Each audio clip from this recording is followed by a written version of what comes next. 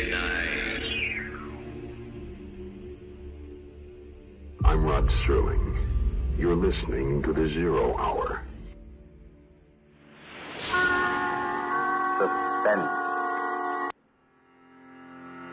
I'm the Whistler. Yours truly, Johnny Dollar. Who is it? The Fat Man. Presents The Man Called X. The Mysterious Traveler. Another journey into the realm of the strange and terrifying. I hope you will enjoy the trip, that it will thrill you a little and chill you a little. So settle back, get a good grip on your nerves. Where are we going? You'll find out when we get there.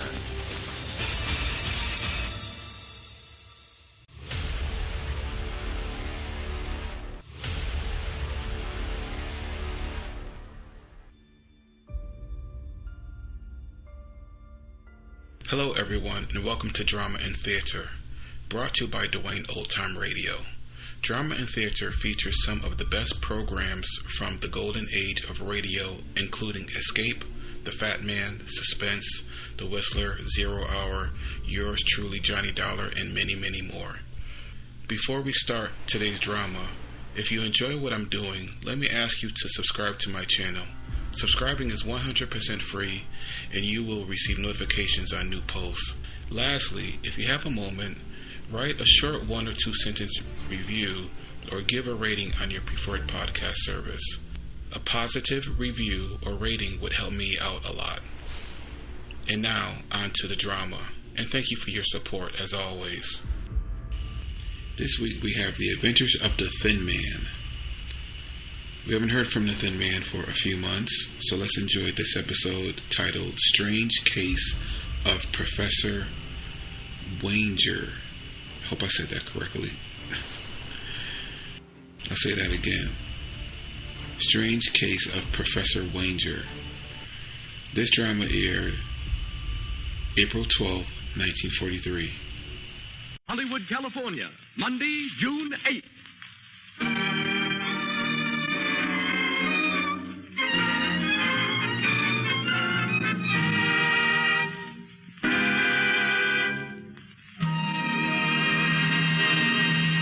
Lux Radio Theatre, presented from its new home on Hollywood Boulevard, Hollywood, California.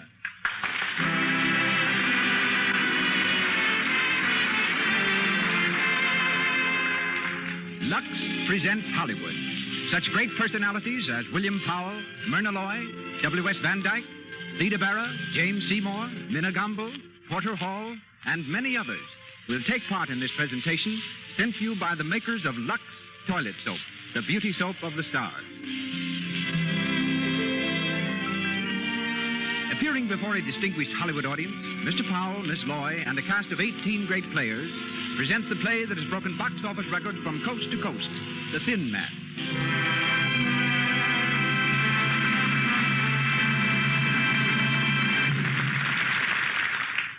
And as producer tonight, we present the director who did The Thin Man on the screen, together with such triumphs as Naughty Marietta, Trader Horn, Rose Marie, I Live My Life, and countless other smash hit pictures. Mr. W.S. Van Dyke. Mr. Van Dyke.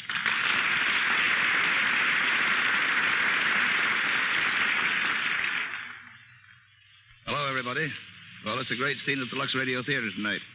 In our audience, we have Betty Davis, Jimmy and Lucille Gleason, Bob Armstrong, Ole Olson of Olson & Johnson, Stu Irwin, Jimmy Starr, famous communist, Evelyn Venable, Mr. and Mrs. Leon Schlesinger. Maybe it would interest you a little inside information on the show we're doing tonight, The Thin Man, and about William Powell and Myrna Loy, who are going to do it for you. As you know, The Thin Man was a best-selling novel by Dashiell Hammett.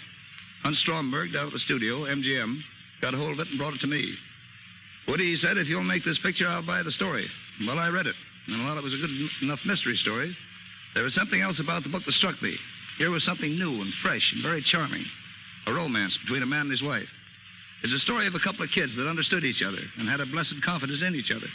Beneath all the casualness and all the wisecracking, there's a lovely, wholesome relationship. Something really deep and sweet and inspiring. Well, we decided to make the picture. Albert Hackett and Francis Goodrich wrote a swell script. William Powell and Myrna Loy played the parts. And how? They played them beautifully, because Powell was just Powell and Loy was just Loy. Both of them wisecracking all the time and clowning right through the picture. I suppose you know that plenty of motion pictures take from 2 months to a year to shoot. We did The Thin Man in 16 days, retakes and all. Of course, it wasn't a pretentious picture. We didn't make it as one. I hate epics. But it is evident that people liked it. It has been very interesting to study out how they could tell this story on the radio. Bill and Myrna have had a lot of fun getting it ready for you, just as they did making the picture. And from the original story, from the original motion picture cast, we have, and are fortunate in having, Minna Gombo, Porter Hall, William Henry, and Thomas Jackson here tonight. So here we go, with William Powell and Nick Charles, and Myrna Loy as Nora in The Thin Man. Here they come, Bill Powell and Myrna Loy.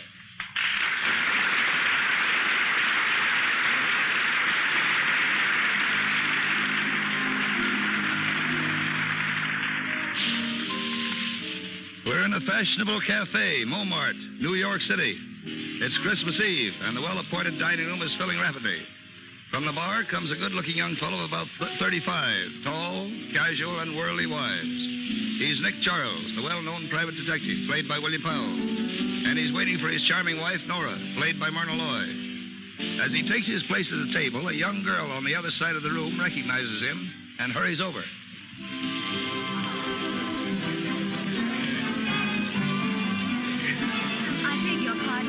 Aren't you Mr. Nick Charles, the detective? Yes, I'm Nick Charles. I thought I recognized you. My name is Dorothy Winans. Oh, yes? How do you do? Do you mind if I sit down for a moment? No, but I'm expecting my wife in a few minutes. You don't mind explaining your presence to her? Oh, of course. That's my fiancé over there at the other table. Oh, well, that makes everything all right, doesn't it? Sit down.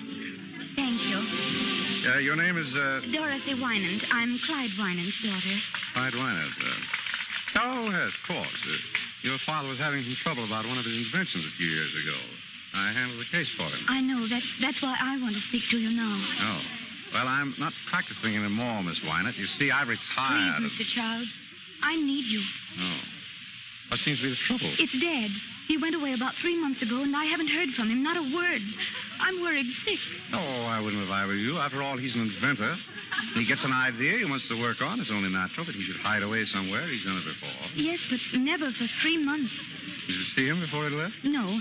Mr. Macaulay was the only one he spoke to. Well, Macaulay and Julia Wolfe. She's Dad's secretary. Julia Wolfe. Oh, yes, I believe I met her. Macaulay is your father's lawyer, isn't he? Yes. His lawyer and his secretary both speak to him before he leaves, but no one knows where he went. He wouldn't tell them. What about your mother? He wouldn't tell her either? No. Mother and Dad aren't... They haven't seen each other for some time. Oh, I see. Well, I don't know just what I can do for you. Why don't you speak to Macaulay? Maybe he's heard from your father and forgotten to let you know. Oh, well, I'll call him now. That's the girl. Let me know how it turns out, will you? Of course. I'll be back in a few minutes. I'll be here. Madam, you can't bring that dog in here. Dogs aren't allowed. I'm sorry, madam. I'll be here. Aster, come here, boy. Here. Down, boy. But madam, down. it isn't only your dog. We allowed everyone. Oh, here you are. Aster. Quiet, Aster. Quiet. Hello, Nora. I hear you brought the dog. I didn't bring him. He brought me.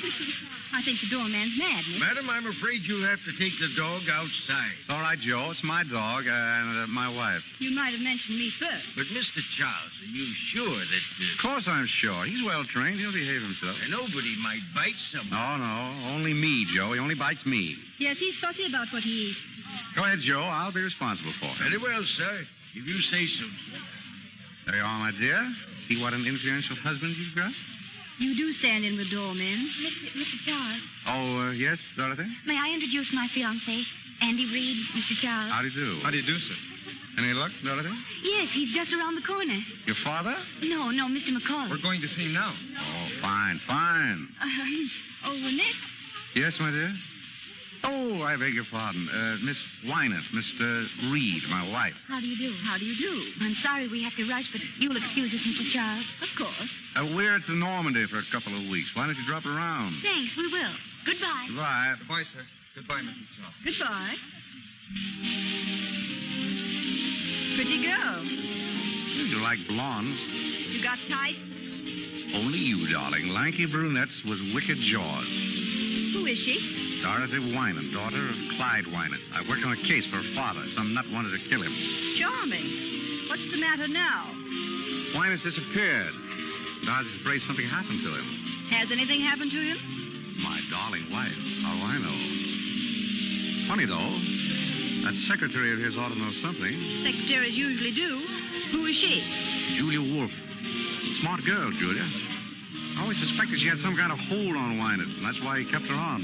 Maybe you ought to give her a ring. What for? Oh, just to say hello. Maybe. Want a nickel? No, I've got one. I'll be right back. Hello? I want Skylar, 40962. No, Skylar. That's right, 40962.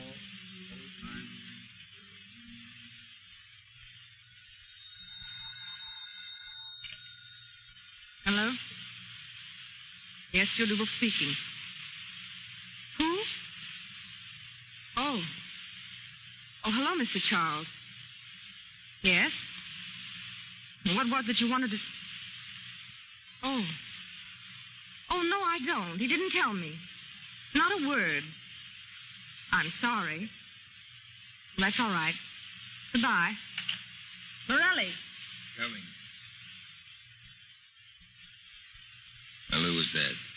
Nick Charles. The detective? He wanted to know where Wynant was. Oh, yeah? Why? He didn't say. Did anyone see Wynant come here that night? The night you and him had the scrap? I don't know. Oh, no? Well, I guess I'll scram. Wait a minute, Morelli. Where are you going? Oh, taking a little stroll, that's all.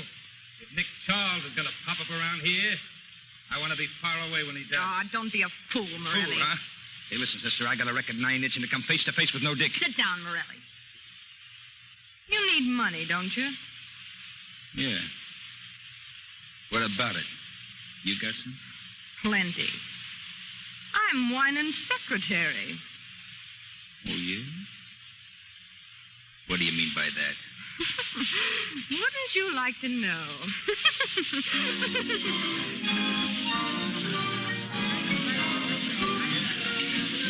Your friend Pierre serves good dinners, Nick. All right. You still didn't tell me what Julia Wolfe had to say. Nothing. She didn't know where he was, that's all. Finished? Finished. Let's get out. We'll grab a cab and get back to the hotel. Ready and willing. Where's my purse? Come on, Esther. Joe, call me cab.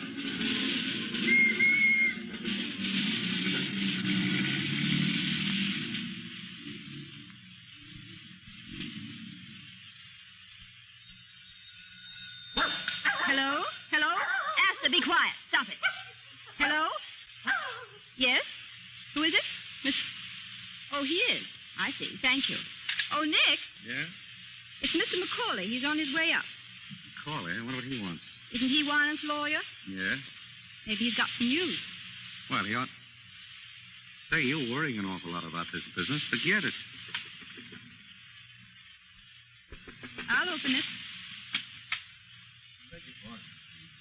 I'm Mrs. Charles. Come in, Mrs. Charles. Hello, McCauley. Hello, Charles. Well, how are you? Fine. Sit down. Thanks. Dorothy told me you were here. I took the liberty of coming to see you. Of course. Charles, what's Mimi up to? Mimi? Oh, Dorothy's mother. Does she have to be up to something? She usually is, trying one way or another to get money out of Wynant. I wanted to find out if you were, sleuthing for her. I haven't been a detective 4 years. Oh, you don't say. Oh, my wife's father died and left her a lumber mill, a narrow gauge railroad, and, a couple of other things. I'm looking after them. I see. What's all the fuss about? Is Wynant in hiding? Well, you know as much about it as I do. I haven't seen him in 3 months. He sends word through Julia Wolfe when he wants money. I give it to her, and she gives it to him. Mine? Hello? Oh, just a moment, please. It's for you, Mr. McCullough. Your office. Oh, thank you. Hello? What? He is? Oh, where is he? Oh, very well. Well, he's back in town. Mr. Wynant? Yes, thank heaven. He's waiting for me now. Well, I've got to rush. I'll tell you, it's no joke working for a man like that. Oh, goodbye, Mrs. Charles. Goodbye, Charles. So long. Merry Christmas. Same to you.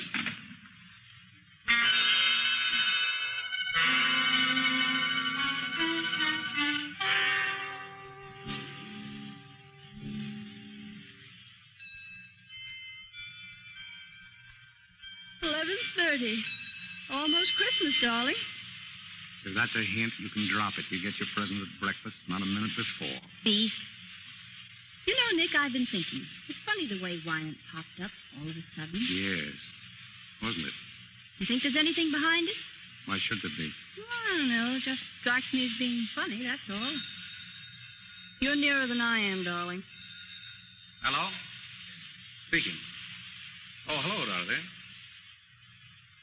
What? What? When? Oh, well, yes, of course I'll be here. What is it, darling? Darling, what is it? Julia Wolfe has just been murdered.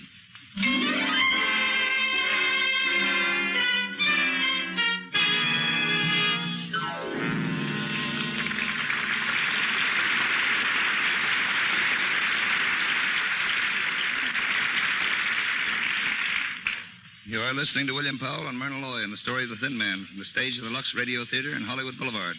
Before we go on with the story of Nick and Nora, we want to take you on a quick tour of Hollywood.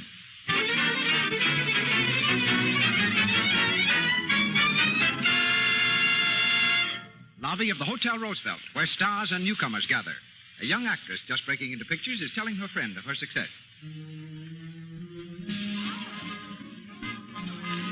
Well, there's one thing. I've got one of the best managers in Hollywood, and that means a lot. Oh, but the rules he's laid down for me. Gee, what do you mean, rules? Well, you'd think I was going into training for the Olympics. I've got to lose 5 pounds. I've got to take lessons in singing and diction, and of course my complexion's got to be perfect. I've got to be more careful than ever not to get little blemishes or enlarged pores and what they call cosmetic skin. Thank goodness I know enough to use Lux toilet soap regularly, the way everybody around here does. 9 out of 10 beautiful Hollywood screen stars use Lux toilet soap and have for years. Here's what the famous Claudette Colbert has to say. When I tell people how simple my complexion care is, they always seem surprised. I use cosmetics, of course, but I always use Lux toilet soap to guard against cosmetic skin. It's easy to keep skin lovely, my way. And now on with the show of the Thin Man.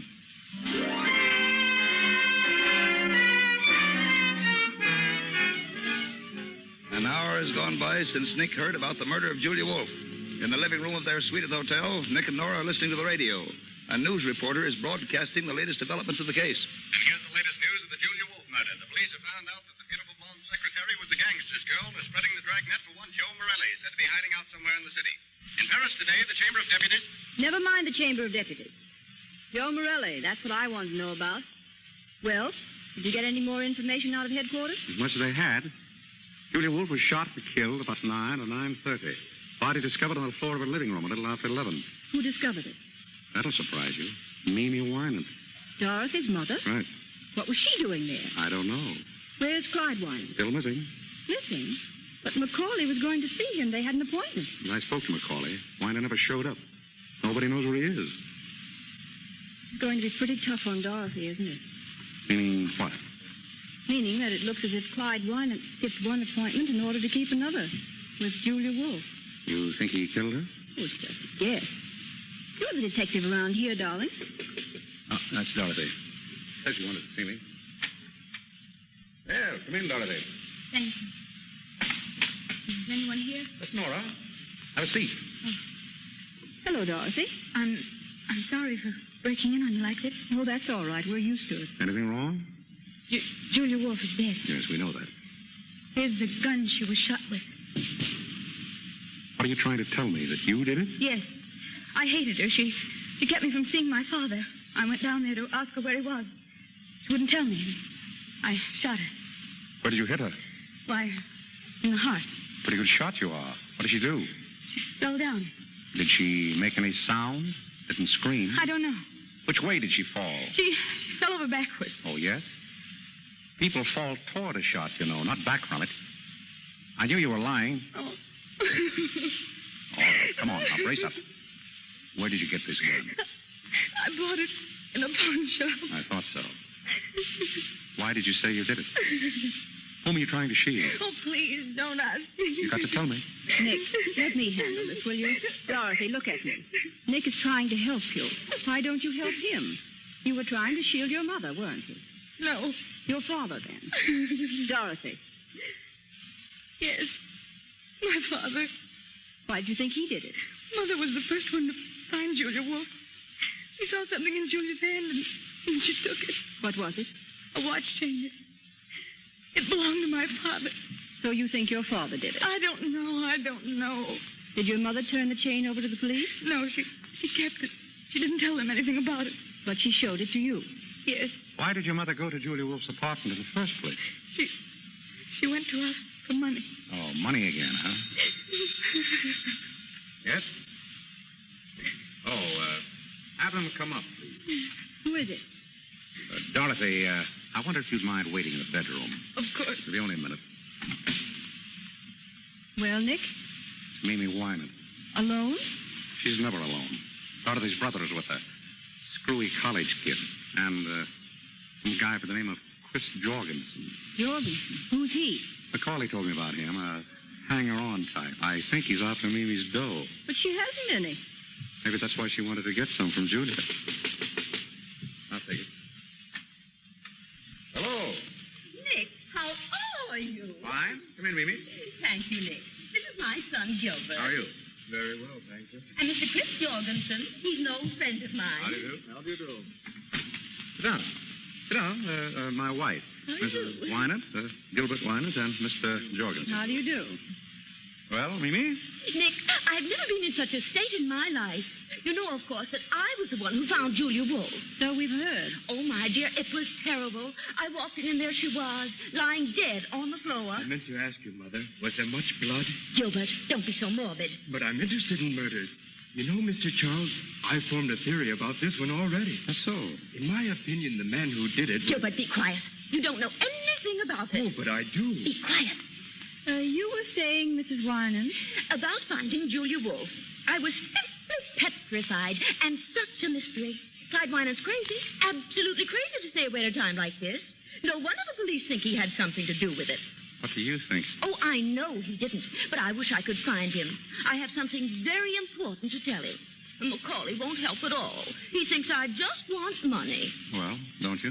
Oh, Nick, you're always teasing. Mrs. Wyman, were you alone when you found Julia Wolf? Why, of course I was. Wasn't Mr. Jorgensen with you? I? Certainly not. I don't know anything about it. The first word I had that Julia Wolf was dead was when Mrs. Wyman called me at my club. Oh, she called you? Yes. Why? I beg your pardon. Oh, let's not even talk about it. The thing to do is to find Clyde. And that's what I've come to you for, Nick. You will help me find him, won't you? I'm afraid I can't, Mimi. Oh, Nick, please. Now, Mimi, there are 1,000 detectives in New York. Hire one of them. But Clyde knows you. All you have to do is to get in touch with him and tell him that Mimi says everything is all right, but that I've got to see him. I tell you again, I don't want any part of it. Is that final? Final? Well, if that's the way you feel. He'll turn up. You just help all you can. Give the police every possible assistance. What do you mean by that? Oh, nothing in particular. Oh. Well, we'll say good night. Good night. I'm sorry I can't help you, Mimi.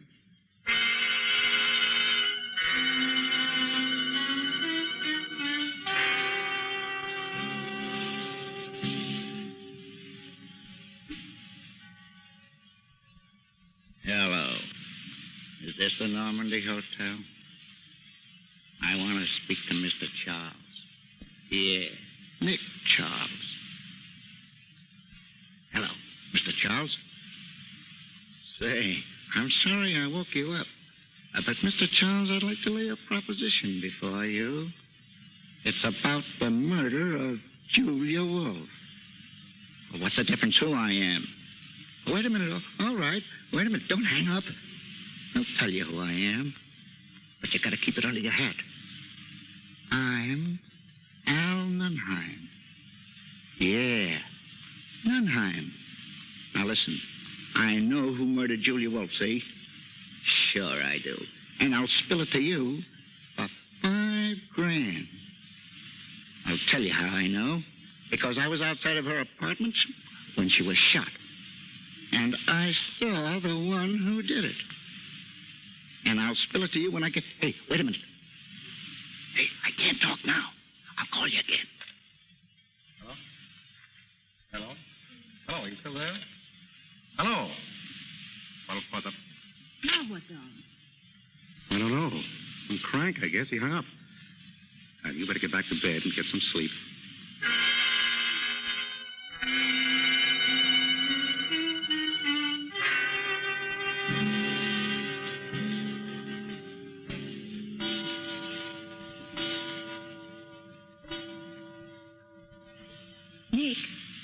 Nick, are you asleep? Yes. Good. I want to talk to you. That's jolly. Don't you think you'd like to go back to detecting once in a while just for the fun of it? Can't you get to sleep? No. Everybody says you were a grand detective. They were kidding you. I'd like to see you work. Tomorrow I'll buy you a whole lot of detective stories. Oh, that poor girl's in an awful spot. There's nothing I can do to help her. She thinks you can. It wouldn't hurt you to find out if you could, would it? Darling, my guess is that Wynant killed Julia and Dorothy knows it. And the police will catch him without my help. Now, please put out the light. I'm tired. Oh, all right. But I'm mad at you. Mm-hmm. Nick. Mm-hmm. Did you hear a knock? Mm-hmm. Shut up, Astor. You want to answer it, Nick? Oh, good Lord. All right, stay in bed. I'll do it myself. Well? Mr. Charles here. Yes? I gotta talk to him right away. What about? What's going on? What's going on? There's someone to see you, Nick. That's great. I was afraid I'd have to go to sleep. Come in. Yeah. How about a chair, Mr. Stay where you are, both of you.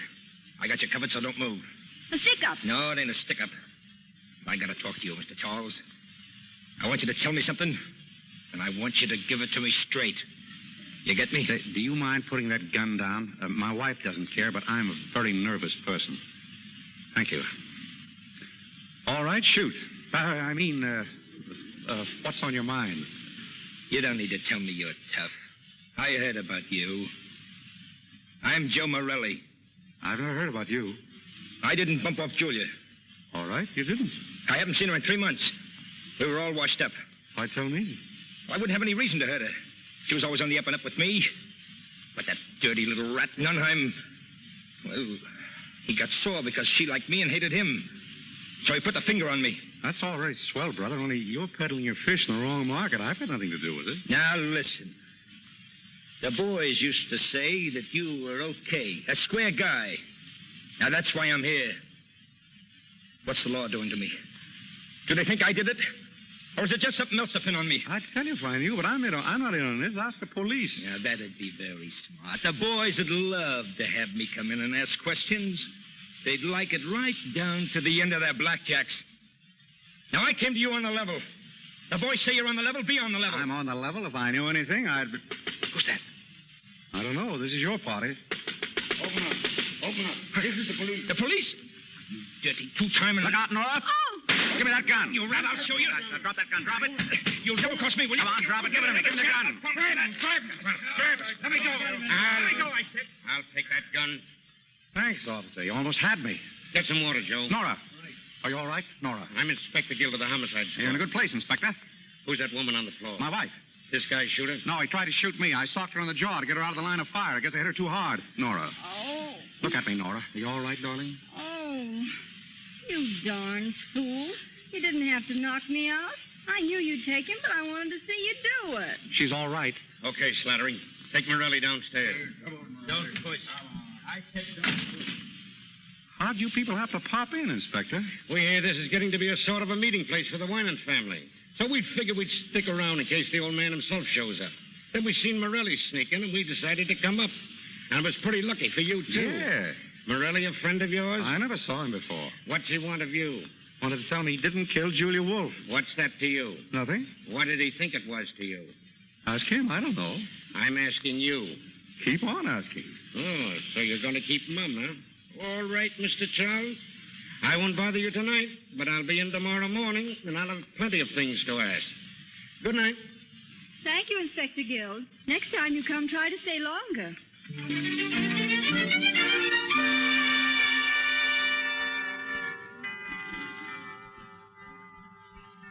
Nick, wake up. It's Christmas. Oh, yeah? Look, here's a telegram for you. It just came. Open it, will you? Probably a touch from somebody. Well? Nick. What is it? It's from Clyde Winans. Listen. Will you take charge of investigation on Julia Wolfe murder? Communicate with Herbert Macaulay. Clyde Winans. Where's it from? Philadelphia. Then he didn't do it, did he, Nick? I don't know. Communicate with Macaulay, huh?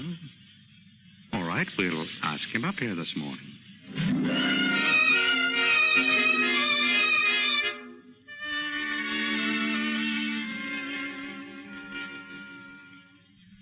There you are, Macaulay. What do you think? He wants you to handle the case. Yeah. Well, what are the chances of you doing it? Slim. Oh, please, Nick. Quiet, dear. I wish you would, Mr. Charles. Would it help any if I could persuade him to meet you? You might. I had word from Winant myself last night. He gave me a code message to insert in the newspapers in case I wanted to get in touch with him. It wouldn't do any harm to put it in. I'm sure you could clear this up. Oh, Winant will only come back. It doesn't look well he's staying away at a time like this. Yes? Oh, just a minute. For you, Mr. Macaulay, police department. Police department? Hello? Where? In Allentown. Yes. Well, when's the next train? Right. I'll get that. Well? Winant's tried to commit suicide. They want him to go down and identify him. Well, I guess this changes the whole story, doesn't it? That looks like an admission of guilt. I had such hopes. I thought if you got on this case... Well, it's no use thinking about it now. Well, I'm sorry to have wasted so much of your time. You'll excuse me, won't you? Of course. Goodbye. Bye. Well, that's that. A finish. What's the matter with you? All the mystery's all gone. And I wanted you to find out who did it. Maybe I will. But Winans. I don't believe he did it. Why don't you? No reason. Just hunch. But I'm going to find out. Come on, Dr. Watson. We're going places. I want to speak to Inspector Guild.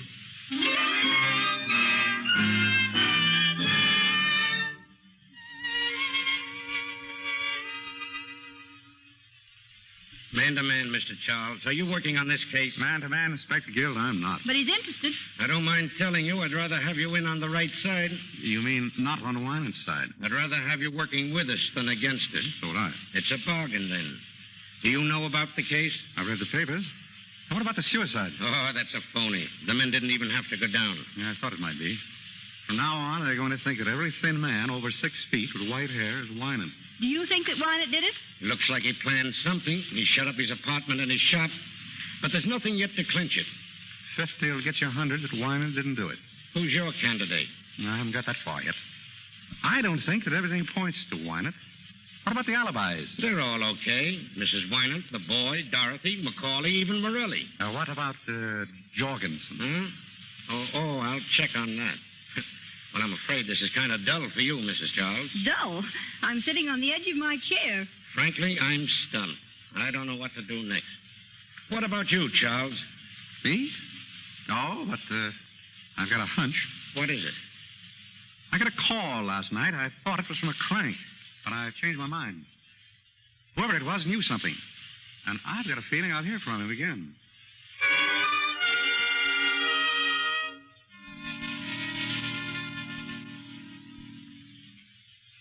What time is it? Almost 10. Still waiting to hear from the crank? And how? Here, give me that, quick. Hello? Yes? Yes? This is Nick Charles? Who? Can't hear you. I said I can't hear you. Have to speak louder. I can't speak any louder. Hey, this is Al Nunheim again. You know, I called you last night. Hey, listen. Are you still interested in that proposition? Yeah, huh? All right, then. Now, here's the dope. And get this straight. The man who killed Julia Wolf...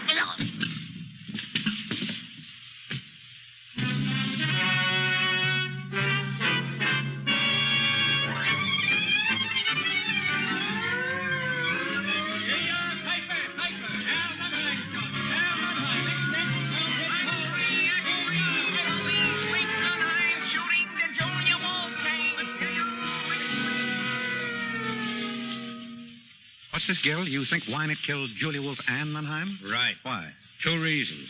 First off, Mimi Wynant came across with a watch chain. She plucked off Julia's body. Oh, she did, huh? It belonged to Clyde Wynant. Yeah. What's the second reason? A pip. The bullet that killed Nunheim came from the same gun. That's all right, Inspector. All right, it's perfect. Clyde Wynant is guilty of both of those murders. Maybe. What? 50 will still get you 100. I say Wynant's innocent. You can say what you want, but I'm spreading a dragnet for that guy over every town in these United States. And I'll get him, too.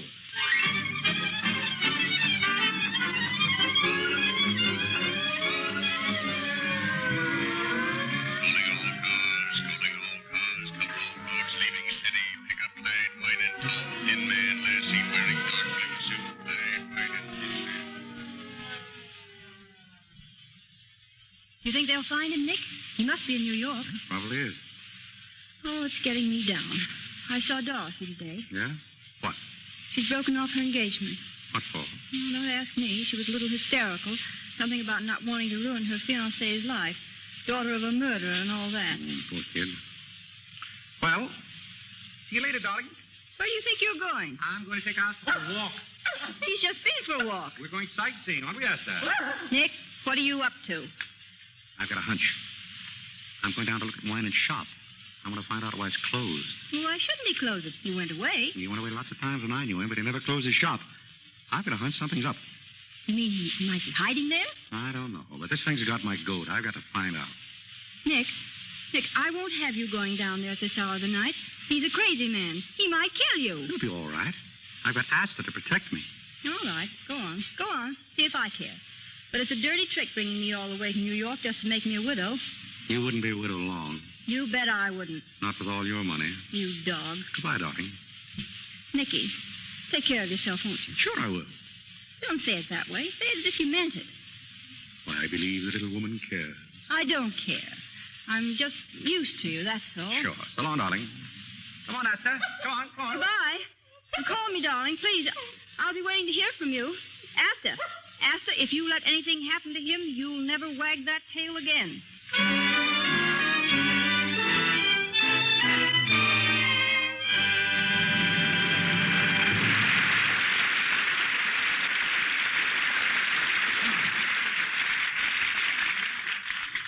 You're listening to the Lux Radio Theatre's production of The Thin Man, starring William Powell and Myrna Loy, with the music under the direction of Louis Silvers. This is W.S. Van Dyke speaking. We have here tonight the man who wrote the great picture, Lawyer Man, or Bill Powell here. He's a producer, too, but just on the writing end. He's done many great pictures, 42nd Street, The Gold Diggers, King of Burlesque, and lots of others, including an original musical, Ladies in London, which you'll be seeing soon. And here he is, the man whose name you'll see on the screen before the picture starts. One of Hollywood's greatest picture writers, James Seymour. Come here, Jim.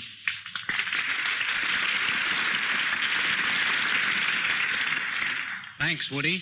I've been a movie writer for 10 years. That's the first kind word anybody has said to me. Listen, Jim, the average person thinks a movie writer is a fellow that sits by himself at a typewriter, hammers out a lot of dialogue, and hands it in. Would you like to correct that impression? I certainly would. Nobody works alone and by himself to make a picture. It's a matter of constant cooperation between producer, director, technician, actors, and the writers. Some of the best story ideas come out of the conferences. Jim, how many writers would you say there are on an average picture? Plenty.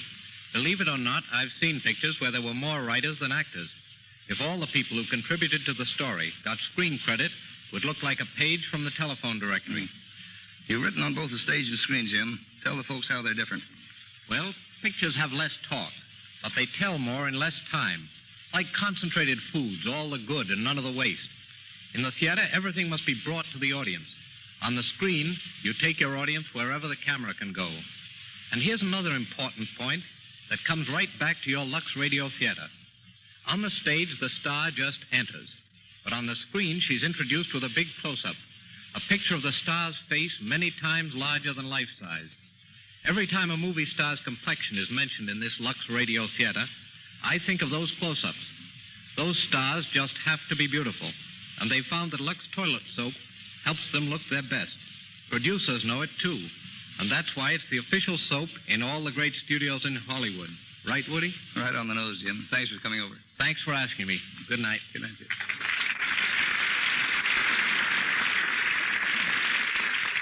We pause for station identification. This is the Columbia Broadcasting System. The Thin Man.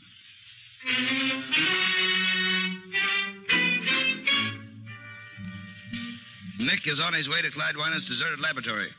In a dark and desolate section of the city, his cab veers sharply around the corner and pulls up in front of a gloomy, old, rickety building. Say, mister, are you sure this is the place you wanted? Looks like it. Come on, Asta, jump. How much owe you?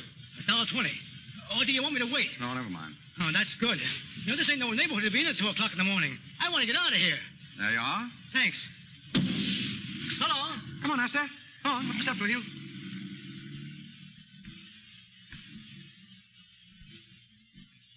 Hello. Nora, what are you doing here? I beat you down. I want to go with you, Nick. Now, listen. No. You're not going in that place alone, and that settles it. Now get out that skeleton key of yours and open that door. I'm here to stay. All right, come on. Test. Darling. Nice neighborhood Winan picked out for his laboratory. I can almost hear the chains rattling. Do you believe in ghosts, Nicky? There we are. Come in. Be quiet. Nick, it's dark in here. I've got a flashlight. We'd like to close the door. Asta, shut up. Go on, Nora. Which way? Straight ahead till we get the layout of the place. Looks awfully big to me. You can't even see into the corners. Don't let the shadows frighten you. Who's frightened? Hold it. What's the matter? This looks like Winett's work table. More like a slab in a morgue. Look, Nick. There's a cement floor all around. Yeah, probably a lot of weight goes on that table. Come on. Where to now? There's an old desk over there on the wall. I want to take a look at it. What do you expect to find? Darling, if I knew what I'd find, I wouldn't be... Nick. What's it, Nick? There's a loose board, I guess. It sounds like somebody was walking over that way. Oh, just your imagination. There's no one in here but us. No. What about Winewood? This is his workshop. Why couldn't he be hiding out here? What's that? Asta. Asta, come here. Scratching on the cement around the work table. Asta. Stop it. Stop it. Did you hear what I said, Asta? Nick, look at him. He's after something. I've seen him scratch the ground like that when he was looking for... Asta. Asta. Nora, look. Look at this. New cement. Listen. Nick. It's hollow. I wonder if I could find something to dig it up. There's an iron bar on the table. I just saw it. Here it is. Ah, good. Now, if I just knock a hole in that cement, we'll find out what's under there. Oh, Nick, I'm scared. Asta, quiet. Keep away, Nora. Asta, come here. Once more. There she goes. I'm through the cement. Yeah. Asta, get away from there. Get away. Nick, what is it? What's he after? We must get Inspector Guild here. What's under there? A body. Must have been there for weeks. Oh, Nick.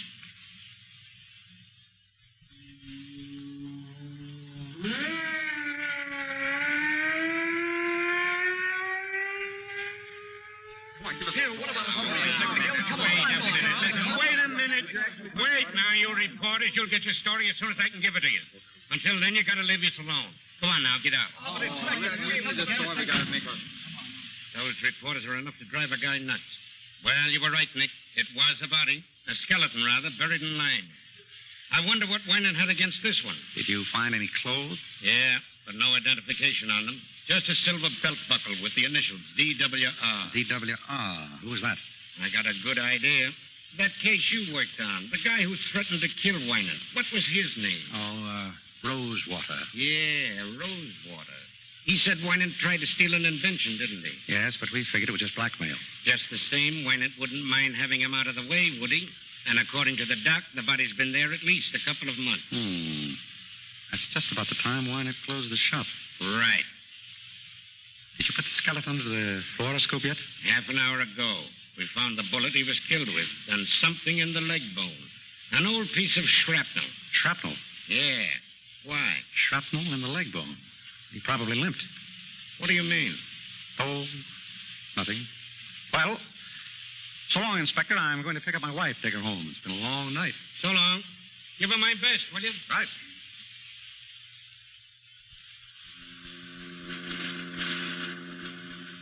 Where are we going, Nick? Back to the hotel, my sweet. Pack our bags and take a nice trip somewhere. A trip? Oh, no. My soul, woman, I gave you 3 murders and you aren't satisfied. I want you to stay and find one. I did find him. What do you mean?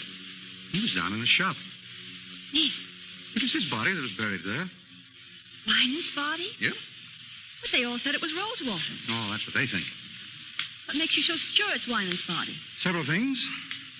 Clothes, for instance. They were carefully preserved. And the body was just as carefully destroyed. The person who killed him counted on one thing, that all skeletons look alike. Well, don't they? Sure. But I remembered that Wynant had some shrapnel in his shin. They found it under the fluoroscope. How long has he been dead? A couple of months, anyway. Then he couldn't have committed those other murders. Smart gal. Wynant dead. Does Dorothy know? No, nobody but you. I didn't even tell Gil. Why not? I want to lie low till I get the whole dope. I don't want to go off half-cocked. What are you going to do? I'm going to get the real murderer. I've got an idea. Want to see me take him? Yes. You got a nice evening dress? Oh, I've got a Lulu. Why? I'm going to have a party, a dinner party.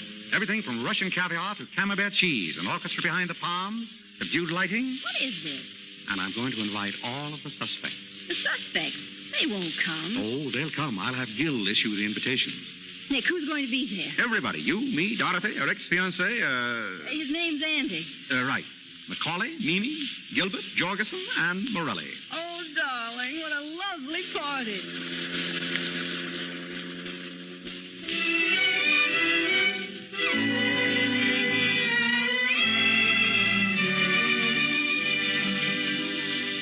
All right, what's the big idea?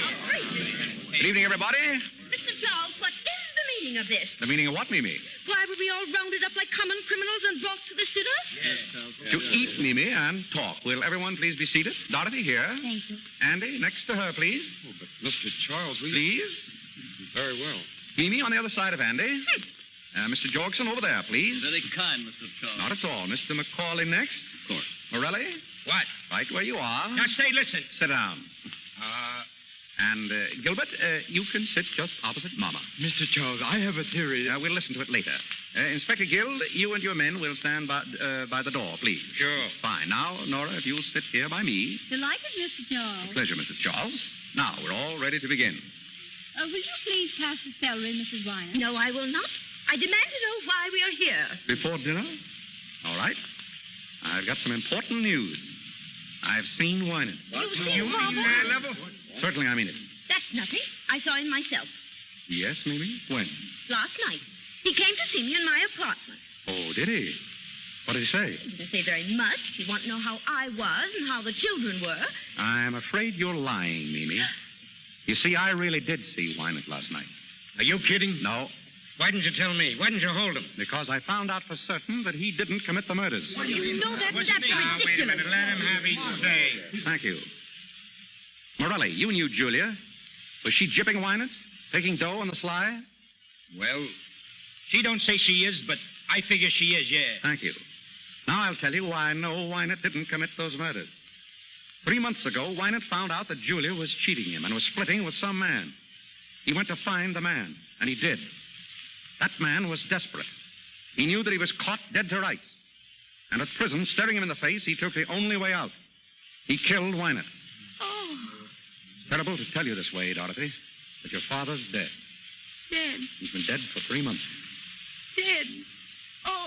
Oh, darling, don't cry, please. Oh. I know it's terrible, but isn't it really better this way? Oh, Andy. Andy. You'd better take her home, Andy. Yes, of course. Come on, darling. Let them out, Inspector. Oh, open up. Oh, don't cry, darling, please. It'll be all right now. Oh, this is absurd. How can Clyde be dead? You said yourself you saw him last night. So I did. I saw him lying buried in his shop. You mean that body? Was Wynant's. Perfectly absurd. And the murderer is right here in this room tonight. He's sitting at this table. What? Who is it? I don't know. But I thought if we all had a little get-together, we might be able to find out. I'll tell you as much as I know.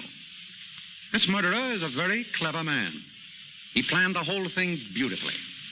After he killed Wynant, he wired Macaulay, using Wynant's name, and told him to shut up the shop. Then he took Wynant's body and buried it in the shop with another man's clothes to throw us off the track. He even put a belt buckle with an R on it, hoping that we'd think it was Rosewater, an old enemy of Wynant's who dropped out of sight years ago. Morelli. Yeah? Would you mind holding your knife the other way? You're worrying Gilbert. Oh, right. Yeah. Nick, if that knife is missing, I'll look for it in your back. I'll help you look. Well, after our hero had killed Wynant, he got a brilliant idea. He realized that he and Julia could still collect money. Wynant was supposed to be on a trip. No one knew where. So our dinner guest wrote letters to Macaulay, signing Wynant's name, so that Macaulay would continue to send the money to Julia. He even telephoned Macaulay. Do you remember Macaulay? The first day that you came to see me. He telephoned that he was in town. Oh, it must have been Wynant. I should have known if it weren't his voice. Oh, he was clever about that. He called when you were out. Now, that same afternoon, Julia telephoned him. She said that you were coming, Mimi, to ask about Wynant. He got terrified. He was afraid that Julia would break down and tell. So he went to Julia and killed her. And left Wynant's watch chain in her hand. Mimi, what did you tell me about that? If I ever get... I don't know. Guy that did that to Julia, it makes sense. I hope you're well. Quiet, please. His plan was still working beautifully. The only hitch was a man named Nunheim who had found out something. So our hero bumped him off, too. But our hero overlooked just one item. The telegrams, wires, and telephones were all very well, but no one had seen Wynant. So the murderer picked on poor Mimi here to strengthen his case. Mimi is the only one at this table who can tell us who the real murderer is. Mimi, who was it who told you to say you'd seen Wynant? Nobody told me. I did see him. What did he pay you, Mimi, to stick to that story? It isn't a story. It's true. I did see Wynant. He's not dead. You're lying, Mimi. But then you'd do anything for money. You were getting a good price for saying you saw Wynant. I'm not going to stay here and be insulted. Sit down. You're getting a good price, Mimi. But don't forget this. 2 other people were in with him on this deal. Julia and Nunheim. When he thought they might spill something, he bumped them off. You ought to know darn well that he's not going to take any chances on you. What do you want to do, be next on his list? No. And who is he? Who paid you that money? Macaulay. Macaulay, you dirty little... I think that'll hold him. Oh, boy, what a wallet. Hey, nice work, Mr. Charles. There's your man, Inspector. Mr. Macaulay. I can't believe it. What do you want me to do, wrap him up in cellophane? Pick him up and get him out of here. Come on, boys. Grab him. Let me get a hand on him. Nick, you took him. I knew you would. Yeah, another case like this, and I'll develop into a prize fighter. Oh, Nicky, you're grand. You're glorious. I'll bet you say that to all the boys.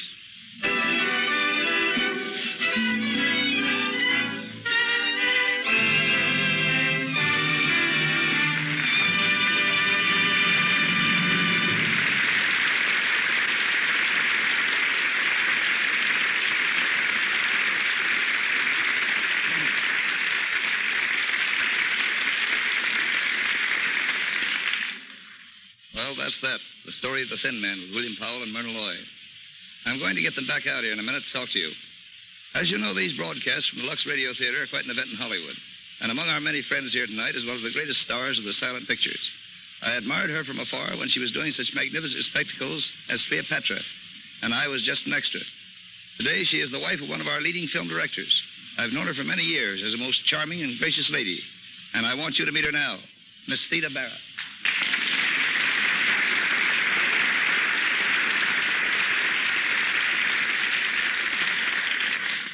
Thank you, Woody. Our Hollywood entertainment has certainly developed amazingly since I was making pictures. Yes, everything's different now. As you and I know, before pictures grew up and started to talk, we had to translate all emotion into pantomime. Oh, you may think you have trouble today, but do you remember the difficulties we had working with a split screen? We had to express jealousy, hate, love, or devotion, all in pantomime, and at the same time keep pace as the director guided us with a 1, 2, 3, 4, just as a metronome guides a pianist. Pantomime has always been one of the greatest of arts. And may I say, Miss Bara, I have always thought that you were one of the greatest masters of that art. Oh, you're very kind, Woody. We worked awfully hard making those pictures. For instance, in making Cleopatra, we had no research department at the studio. I worked myself for months with the curator of Egyptology at the Metropolitan Museum in New York. It was great fun, though. I understand, Miss Bara, you're going to make some radio appearances. Yes, I am. And I'm also going to do some motion picture work. No, that's good news. I'm considering an offer now, running through scripts and ideas. Oh, I just hope everyone will be as happy about another Theda Bara picture as I am. The public has been very good to me in the past. And I know they'll be awfully glad to see you again. I'm sure it'll be a great thrill, not only seeing you, but hearing your voice. Thanks, Miss Bara, for joining us tonight. I'm glad I could. Good night.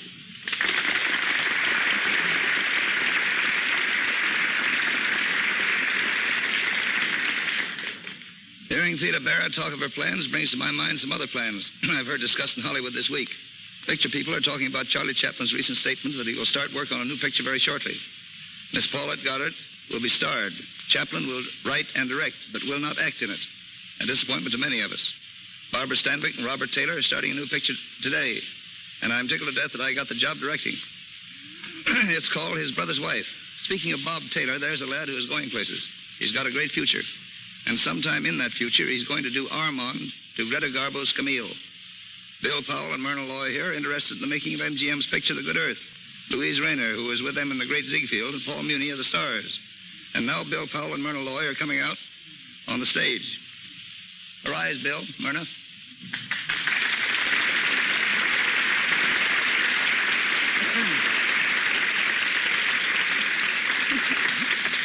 Kids, you did a great show. You're really marvelous. What, no retakes? No property man. Yeah, Bill. I'll bet you're glad my property man isn't here. Remember how he used to swat you with a broomstick when you weren't hurrying on the set fast enough? Yes, that Harry Alvarez is a great fellow, and he's the most independent cuss in the whole picture business. Listen, Bill, that fellow was with me in the Arctic when we made Eskimo. He was with me in African jungle when we made Trader Horn. And after a man has handled crocodiles, sharks, pythons, and polar bears, you can't expect him to be afraid of a mere actor. Yeah, there's only one thing I can never understand about that picture, Eskimo, Woody. How did they tell you from the polar bears? He wore rubbers. I wore a hat. It must be pretty tough, Woody, when you have to plow through swamps, jungles, tropics, and the Arctic. I suppose when you call up and say you're going on location, your wife says, oh, yes, location. Do you want the snowshoes or the snakebite medicine? Unfortunately, she doesn't say that. When I say I'm going on location, she just says, you are not. Incidentally, I thought all about that traveling, I thought all about it when the Lux soap people asked me to do this broadcast. Isn't it funny? In the Arctic, soap is something they like to eat. In the tropics, they use soap for money. And here in Hollywood, soap is something that keeps the stars beautiful. Now, I can see that it keeps Myrna beautiful, Woody, but when are you going to start using that? Nice talk, soap? Nice talk. What I do use is that. And that's no kidding. Anyway, thanks for coming up, kids. Goodbye, Woody. Goodbye. Bye-bye.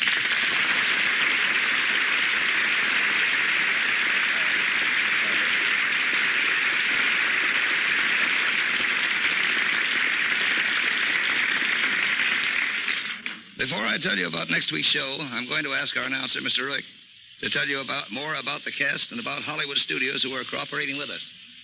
Our cast of characters tonight: Nick, William Powell; Nora, Myrna Loy; Mimi, Minna Gamble; Macaulay, Porter Hall; Dorothy, Barbara Luddy; Gilbert, William Henry; Chris Jorgensen, Brett Morrison; Julia Wolfe, Margaret Brayton; Inspector Guild, Thomas Jackson.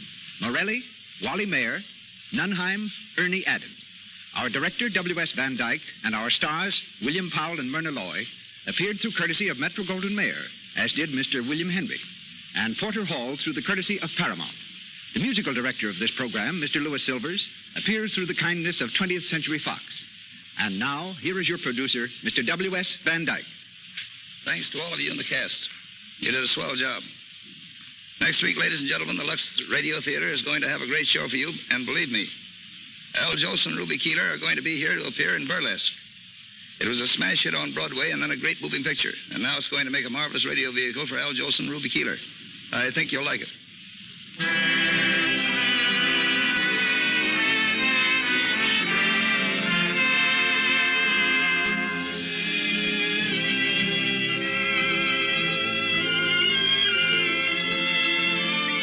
Cecil B. DeMille will return to the Lux Radio Theatre in time to produce Burlesque.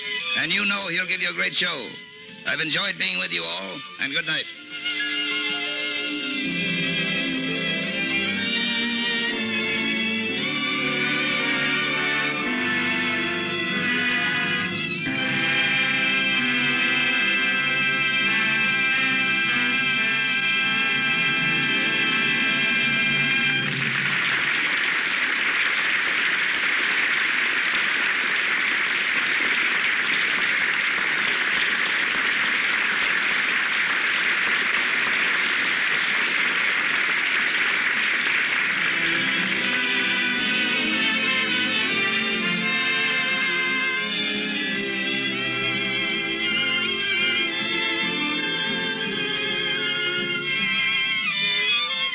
This is the Columbia Broadcasting System.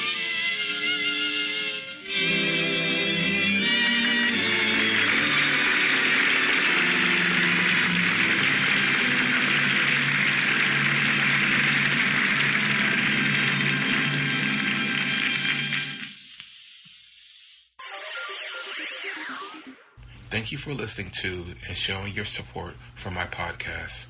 If you would like to receive notifications of when new episodes are posted, please subscribe to my channel. Subscriptions are 100% free, and they really help me get an idea of how I'm doing. You can also go to my website where you can listen to all of my podcasts for free, and you can also download episodes for free. The website is otr.duane.media. There is also donation information on there if you want to show your support or become a patron. You can email me at info@otr.duane.media. I'm also on Instagram at duane.otr. Well, hope you enjoyed, and until next time, stay safe, wish you well, and as always, peace.